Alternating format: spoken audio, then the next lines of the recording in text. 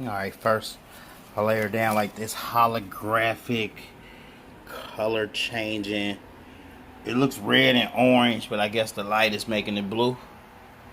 On to the next step. Alright.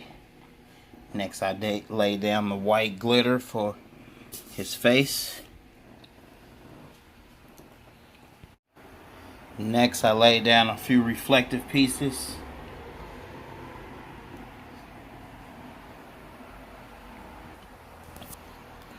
Okay, now I added a few more highlights.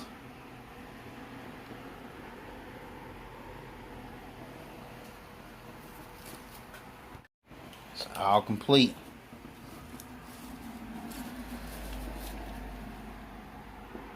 Want to play